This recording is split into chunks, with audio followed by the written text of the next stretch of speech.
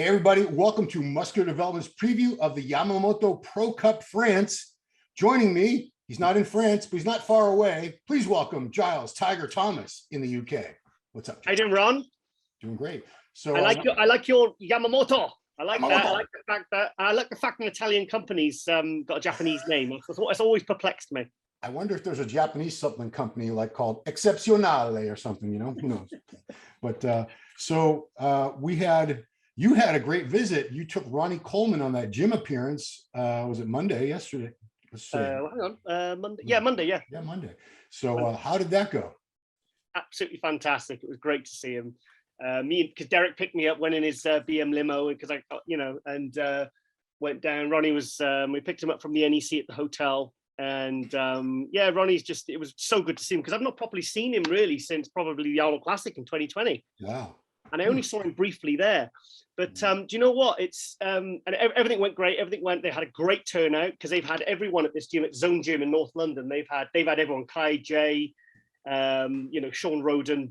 I took Brandon Curry there in 2020. In fact, Ronnie was right below the picture of Brandon that Brandon signed. He stood up on the dumbbell rack and actually signed it. Wow. So it was really cool. It was great. It brought back great memories, but we had a really good turnout. The place was packed.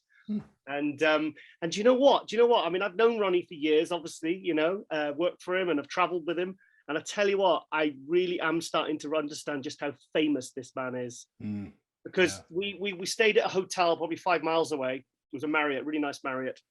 And every time he came out onto the street, like literally cars were stopping. Wow. People, I never thought I'd see, unless it's someone like Arnold or something in his peak, I never thought I would see that. And there was people, and it's funny because we went to Nando's. Yeah, of course. And you'd think because Ronnie loves Nando's. Yeah. And as soon as he came in, the manager and all the staff knew who he was. Everyone photos, they're bringing his extra. We got a full free extra chicken. And then it's funny because I said, "Can you believe in London we couldn't get a cab?" Wow, I thought there was all kinds of cabs in London. Couldn't get a cab, couldn't get an Uber. Someone said download something called Bolt, which is better than Uber now. We have Lyft. You don't have Lyft over there? No, so I did Bolt, couldn't get any. I was like, guys, we're starting to run out of time. I said, if we don't get back, because we was on the same road as the hotel. I said, if we don't get back soon, I said, we're going to be late because we've got to drive through London now. It's going to take an hour to get there. So the manager says, look, guys, I know it sounds crazy, but you may as well just jump on a bus. He said, it's a straight road. So we got Ronnie on the bus, and then people on the bus started recognizing him. And the guy goes, wow. Is that my hero? And I said, yeah. I said, no, it's his twin brother. I said, it's his lookalike. But, what do you attribute that to? I bet a lot of it has to do with that Netflix documentary that came out a couple of years ago, because regular people, they don't care about bodybuilding, but you're flipping through Netflix. I'm sure a lot of them at least saw the preview for it. I don't know how many regular people would sit through that whole documentary, but my cleaner today, when she came in and I said, she said, how have you been? I said, I've just literally got back from seeing this guy because I got a picture of a front cover in my kitchen framed, a photo I took at the Grand Prix many years ago. Yeah. And she went, oh, wow, Ronnie Coleman, Ronnie Coleman. I said, she says, oh, wow. And I said to her, is it because of the Netflix documentary? And she says, yeah, it is. So that really like took Ronnie from, famous within our industry to like proper international on the street fame. So what an experience, So it was really good to see him. We dropped him off yesterday at the airport, Heathrow, and it was just really, really fantastic. And like I said, it was just great couple of days. I will be interviewing Ronnie for a Ronline report later today. I can't wait. It's been a while. Yeah. We would have done it last week, but at the last minute, he did end up going to UK. He wasn't going to, and then he was. So two things before we get started, guys. Lauren Lauder is going to be doing a Buff Bombshell preview of the bikini division for this show, the Yamamoto Pro France. That's probably going to be coming out the same day as this. We're not sure. So she'll go through that. And Ashley Kaltwasser won the UK Arnold again. What's that? 1,000 pro wins for her? 1,002? I think it's 36 now. Jeez. 35, 36. Because when we did Romania, obviously met her in Romania to start, we did the live stream to start the tour. Yeah. She made the history by winning the 30th, which beat Dexter Jackson's 29. Yeah. And she's won another 6 shows since that. Wow. In a year. She is the winningest IFBB Pro League athlete ever.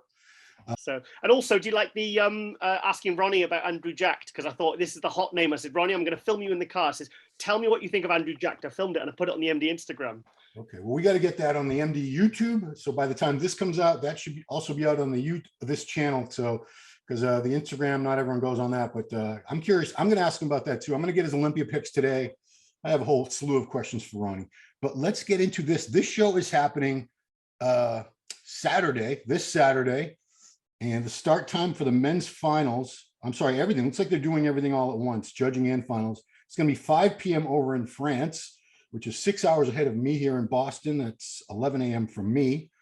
And they're doing the women's divisions the day before on the Friday and the finals on a Saturday, which is odd because it seems like all the European pro shows I've seen last couple of years happen on a Sunday for some reason. Yeah, it seems to be like that now. Yeah, yeah. So maybe, there's only one female division, isn't there? So they're having that one day. Yeah, is there only bikini? I think so. It's a smaller show. There's no 212s, but we do have men's open and classic, so that's what we're going to get right into. I'm going to start with a guy we haven't seen on stage in quite some time. Lives in France, originally from, I want to say, Cameroon on the west coast of Africa, where they have the genetics to get huge and jacked like Nigerians and Ghana. Lionel Bayeki. So when was the last time he was supposed to compete last weekend? I guess he had visa issues. He's been on the list of several shows that I can remember over the past couple of years, and he didn't make it to the show for whatever reason. Ever since he had a sponsor that he was in France, he had a great sponsor, but that guy had some legal troubles. And after that, I don't think we've seen him compete since then, have we? It was, I think the Arnold didn't he pull out of an Arnold? No, he did. He did a show in the last couple of years, and he didn't do too well. But it was one of the European shows, and he got like 8th and 9th, and his condition was way off. Wow. And then since it's just been one excuse after the next, one and hashtag patience and all that on his posts, and I don't really. He's a bit of a mystery, isn't he? I remember we used to try and get him to come on Global, and he wouldn't even give us a straight answer. You know, it was very frustrating actually. So. I mean, if he doesn't make this show, then really he's done, isn't he? Because if you can't make a show in your own country, then but let's assume he is. Let's just pray that he's in really good condition. Because remember, I mean, 2 years running, was it 18 and 19? He made top 6. He was 6th place in the Arnold, you know, and this is the Arnold Classic, you know. Yeah. And I remember when he used to come out by himself, like from the front and the side. I mean, he was just incredible, you know, but it was just that posterior chain from the rear down that kind of always held him back. But I mean, he has been around a while. He's not been around that long. Maybe, well, how long has he been around for now? I think 20. I want to say about 8 or 10 years, because I remember, wasn't it the Arnold Classic South America in Brazil that Kuklo beat him, that there was a controversy? We don't talk about that anymore. We don't talk about it, but I'm saying that was a long time ago. That wasn't like a recent 2014. Yeah, so we're looking at 8 years ago. So yeah, he's been on the scene a while, the better part of a decade as a pro. And yeah, from the front and the side, he really reminds me of Flex Wheeler.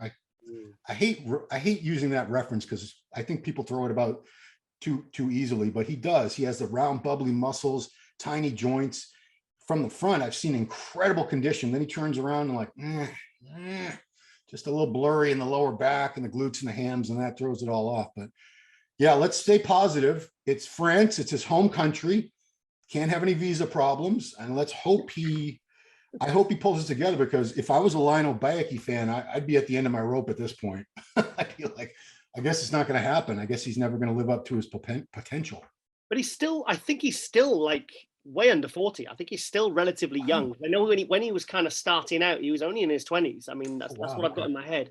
But I mean, he's like a kind of like Andrew Jackson, almost like the new Bayeki, but with, you know, the same sort of tall, over 6 foot, you know, he's wide, you know, I mean, genetically the guy's got it all, you know, but he just needed to sort of spice up the kind of lower body and the, you know, the back shots a little bit, just get a bit more going on, you know, because the glutes and the dugout hams is kind of standard now, you know. So I just hope he's in condition. I don't want to see him big and smooth like I saw in that last show, because I don't want to see him start to tail off, you know, because this guy, he will always be known as the guy that never fulfilled his huge potential. So let's just like I said, just remain positive and supportive, and let's just hope he really, really brings it, because then it will really add to, you know, this show, you know. I'm going to use one of the only French phrases I know, s'il vous plaît. Okay. Never took French, guys, so give me some credit there. Let's move on to Patrick Johnson from Denmark. To me, that was the biggest surprise. Even though you'd been telling me how great this guy was, you had him on Global right before, I still wasn't really sold on this guy until I saw him on stage with Hollingshead, Andrew Jack, Fitzwater. I'm like, wow, this guy's phenomenal. And he beat Hollingshead. He beat Fitzwater. He beat everybody except Andrew Jack. At the best. And I think people were making arguments. Some people thought he should have won that show. I don't know. I disagree. I think Andrew, certain shots, Andrew, when he opens up his lat spread, I mean, double biceps, some of his shots are just insane. But Patrick, wow, this guy is going to be a big deal in the IFBB Pro League from here on in. There's no doubt in my mind. He needed the Q8 effect, didn't he?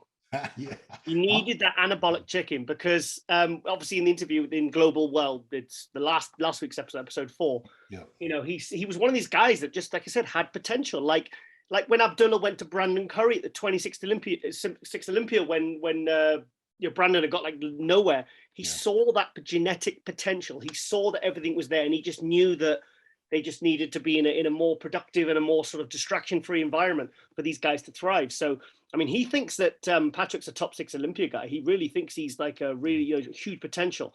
And I mean, he was only over there for 8 weeks before the Arnold UK. So now that's like 9 weeks, really. Well, he hasn't gone back. He's probably just staying out there. Yeah. But he did that on an 8-week camp training with Brandon Curry. And the rest of the time he's been prepped remotely by Abdullah for the last year. Wow. But like I said, he just needed to make that next leap in improvements, a bit more size, a bit more development, a bit more condition. And that's what he brought this year. And I don't know, I've not asked him how much heavier he was than last year, but it looks significant. He looked like he was a good 10, 15 pounds heavier. And it looked like it went to the right places, you know. But it's nice to see guys like that who are kind of not probably the 5th, 6th guys, you know. So they're at the end of the first call out, top of the second call out, but have the potential to be, you know, front runners and be able to come in and almost win shows like this, you know, because like you said, there's people saying he could have won it last week. Yeah. I'm excited to see. I think really on paper, I'm really, it's between him and James Hollingshead, I think, based upon what we saw last week. So I'm really, you know, so you got those two, and then you got the other guys like Biecki, and obviously some of the other guys we're going to talk about. But I'm really interested to see who can tighten up or slightly improve from last week, because it was very close between him and Hollingshead. Real quick before we get to Hollingshead, Fitzwater posted yesterday he's shutting it down for the season. Oh no, he's disappointed. I thought he was going to jump. You know, it's not easy because he's got to go back to Texas, and I can understand why he wouldn't necessarily want to go back to France. But Legion is just a week after that in Nevada. Yeah. That's a very quick flight for him. But I don't know. I thought he looked really good. I don't think he should have necessarily shut it all down. I mean, he had 2 really good showings, Texas and this. 4th place in that lineup to Andrew, to Patrick, and to James Hollingshead. That's nothing to be ashamed of. The one thing I did notice is, you know, you can see looking at him straight on now, that injured leg, his right leg is significantly smaller than the left. Yes, take a look. I didn't see that. I looked and I didn't see any disparity. Like, you know, like Bonac, you could see his right leg was, for that 1 year, was in 2019, was clearly smaller, and he needed to bring it back up. But I didn't see any disparity. I could see it. What, you know, Jen will throw the footage in here from the Arnold UK, and you'll see it. It's not horrible. It's not like it's withered away, but I could definitely see it. And I don't know if that played into it. He knows he needs to get even bigger, because by himself he looks enormous. But when you put him with these guys were, you know, Andrew Jack was over 290 pounds. I don't know what Hollingshead weighed. I bet he was like in the 270s. Patrick Johnson's a freak. So when you're standing next to those guys, I could see where he felt like he was out muscled. He did look smaller. I think with guys like Hollingshead and sorry to interrupt. I think with guys like what I've personally experienced with guys like Martin and Hollingshead, you know, like you've got guys like Andrew Jack, more shaped guys and wide clavicle, small waist, you know. When you see the high quality footage, you realize how good they were on that day. Yeah. Like I thought James looked off in some of the video footage. Then I saw that guy who does the high quality, you know, the high resolution, and he looked fantastic. But Martin, I thought best relaxed spread in the whole show. I thought his condition was by far the best it's ever been. I mean, you know, he'd taken the condition to a whole new level. His legs, his hamstrings, glutes, everything was shredded. I think he looked absolutely fantastic. But he's 25. I mean, because I saw that video he posted this morning where he just got off the plane and he's still nice and dry. Yeah. I'm hoping if he's watching this or anyone knows him, I'll message him myself actually. Go and do Legion. Go get a win. Go get a qualification. Keep it going, mate. You know, because the thing is, that top 5 was close. I mean, Mark Hector, how he looked in the back shots, that put him out of probably the contention for the top 4. But, you know, that top 4 really, I think almost could have gone pretty much most ways. And I think no one really would have kicked up a fuss. But You know, at the end of the day, he brought the conditions of that show, and that's what he needed to do. So, and the gap between fourth and first in that show was absolutely minimal. So he should not be disappointed, and he should absolutely keep going and go and do the Legion, get a win. Martian, listen to Giles. Listen to your elders. Yeah. See me, I'm twice your age and plus 3. Oh my God, yeah. So listen to me. So let's talk about James Hollingshead, the Shed. In the live chat that we were doing while we were covering all damn day and night on Sunday, a lot of people had him winning. A lot of people thought he was good enough to win that were in the chat and in the comments. You know, like you said, that top 3 it wasn't like Andrew blew everyone away and everyone else sucked. Patrick was great. James looked great. James is the biggest we've ever seen him. Like you said, in the condition, it was hard to tell from the lower resolution, you know, the Instagram stuff we're looking at. But once I saw a little higher quality pictures and stuff, he was pretty close to bang on condition. What do you think he needs to do between, it's only a 1 week, it's 6 days. In 6 days, what does he need to do to get ahead of Patrick, who beat him last week in Birmingham? Nothing. He just needs to keep basically doing what he's doing. He doesn't need to do anything drastic. I mean, his condition was good. I mean, his tan was a mess. So that's something that can be fixed for this weekend because it made him it was just muddy. It was awful. So that's something he can fix for this weekend. I mean, you know, there's very little in it between him and Patrick anyway. It could have gone either way. So he needs to sort of play to every advantage he can gain now. So, I mean, it just depends whether he can come in as good or better than he did last week and whether Patrick will come in as good or worse than last week. So I'm really looking forward to seeing those two go at it again, and also to see some of how the other guys maybe if they can sort of squeeze in between them, you know. But I think that will be the top 2. Yeah. But with James, I thought he looked great. I didn't see drastic improvements. Tell you what, I did notice the improvements when he came out with the sweep on his leg. I mean, you're like me. I like conditioning and posing. You love a big old sweep. And but you know what people were like saying, and I kind of agree with it. He's actually getting close to the Rami. I'm not going to say problem, but the Rami situation where the lower body is so big that now he might have to get his upper body even bigger to match because his legs are enormous. James, stick a fork in those quads because they're done. I mean, they probably weigh 100 pounds each, them legs. Dude, you know what I mean? Because like as soon as he walked out, all I could see was this huge, shredded, massive sweep legs. I remember thinking, oh, Ron's going to be happy when he sees that. I was. But I thought it looked great. I thought it looked great. I mean, he's just like, he's one of these guys I think you have to see in the flesh and you have to see the good quality resolution because he's not the most detailed striated, but he's freaking huge, you know? So he's got to play to his strengths and just like you said, he peaked pretty well, I thought, last weekend. I think he, you know, so another week, maybe he can tighten up a little bit more, but it's going to be close between him and Patrick. Yeah. So 6th place in the UK, Arnold was now the 2nd tallest pro bodybuilder in the world. Some other guy beat him by an inch. Yeah. Jamie Christian Johal. And Jamie looked fantastic. I don't know if you saw that picture Milos posted from his front lat spread. It was a high resolution, beautiful picture. I'll have to send it to Jen so she can put it up here. His front lat spread is just that amazing V taper. It's almost looks photoshopped because the waist looks so small, the shoulders so wide, the quads, everything bang on. As I was looking last night, I took a quick look again at the first and last call outs from UK Arnold. And the one thing I noticed with Jamie is he needs more hamstrings. That is one thing that's going to boost him up in the placings because from the front, he's really great. From the back, still very, very good. From the side, I'm always, you know, you're drawn to things that somebody needs, like a lagging area. And I see the quad sweep out like this from the side, but the hams, not so much. And that's where you saw Andrew has that. You saw Patrick has that. Hollingshead, the big curved hanging hamstring.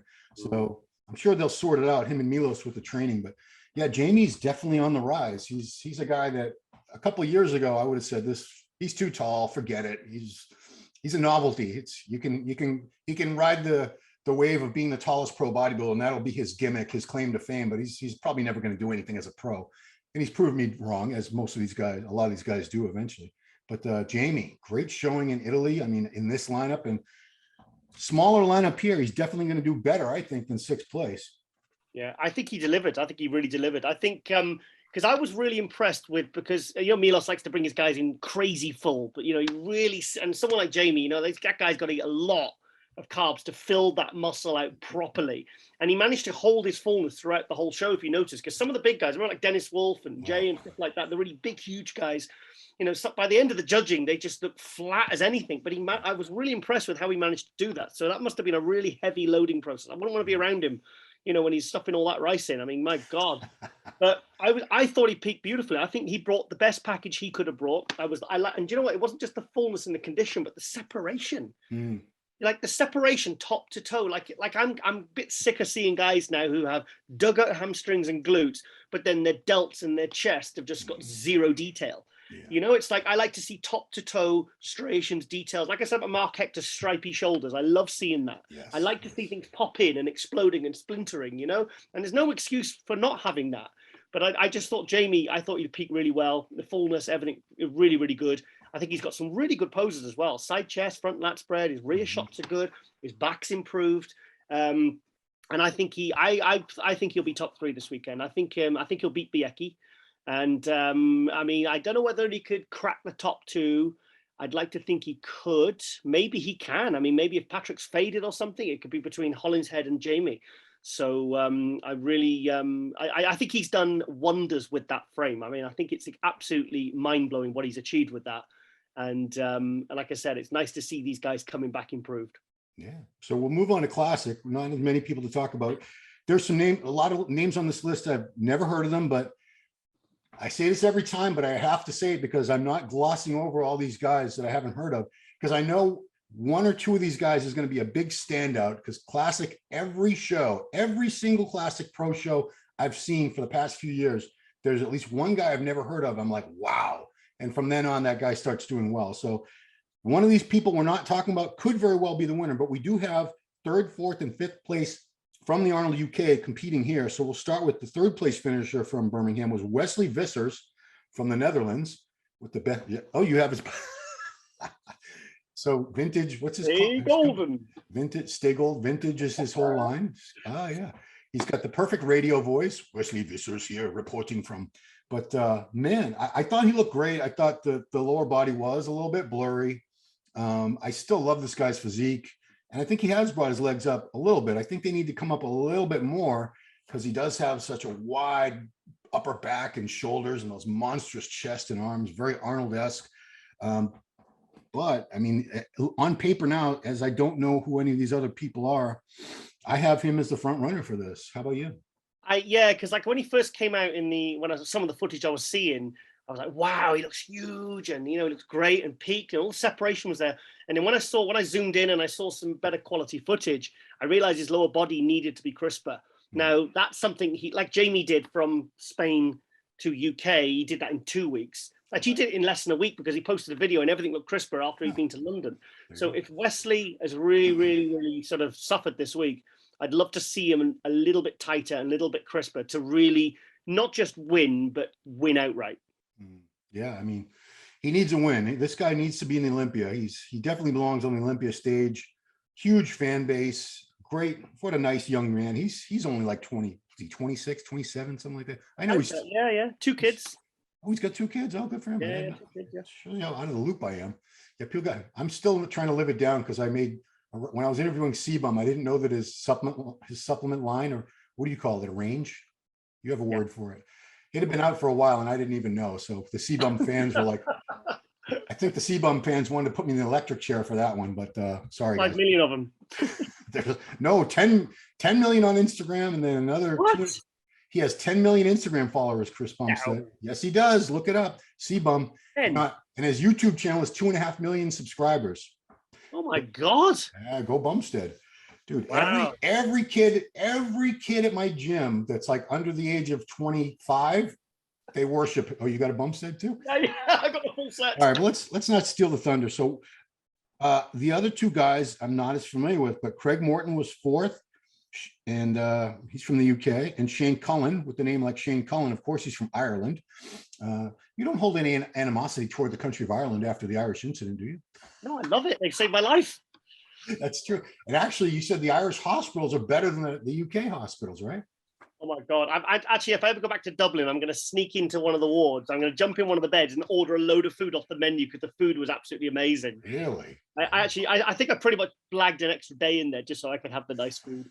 Hospital food traditionally is not that enticing, but okay. Well, for the first one, the last meal was at 4:30, and I mean, if Lauren hadn't brought me extra food, I would be dead right now. Wow. Go Lauren. Yeah, so that's it. I don't have a whole lot to say about the rest of the classic lineup, but some star will emerge. I have no doubt about that.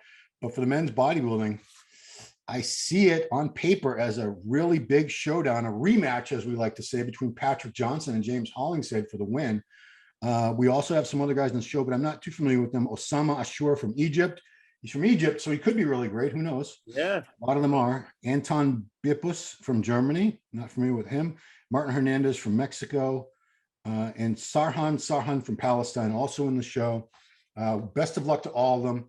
And this is just to give you guys the info. We don't have any info on a webcast yet. There was no webcast for Arnold UK. Same group of people is putting this show together. It's Two Bros Pro. The website is 2bpevents.com.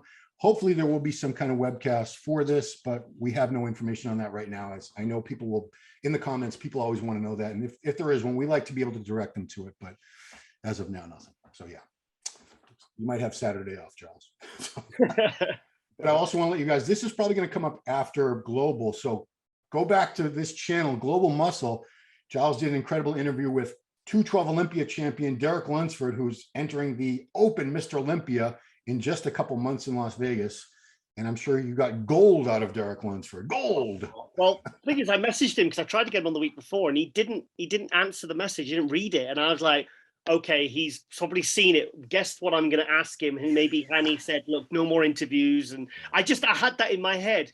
And then all of a sudden, a few days before last week's episode, when I was just sort of sorting out the guests, he messaged back and he says, Giles, I'm so sorry. I didn't see this message. How did I not see this message? He says, he's been with, I think he was with Hanny somewhere. And I think he was traveling back. And he said, I've just seen this message. And I said, mate, I said, can I get you on Global? And he says, yeah, of course. And I was like, okay, cool. You know, because he's a hot name at the moment. And I think I said, Derek, I've got so much I want to speak to you about because, you know, he's been such a talking point this year, you know, and I really wanted to find out, you know, because I heard that he applied for the special invite and I asked him all about that and it's all in the interview. And I mean, the last couple of interviews I've had with Derek, I mean, they've been absolutely fantastic. I remember once I interviewed him and he was giving me nothing and he was smiling at me to just say, I know what you want. I know what you want to know and I'm not going to tell you. But the last couple of times, he's been very, very sort of giving, you know, with his answers and stuff, and very honest and forthright.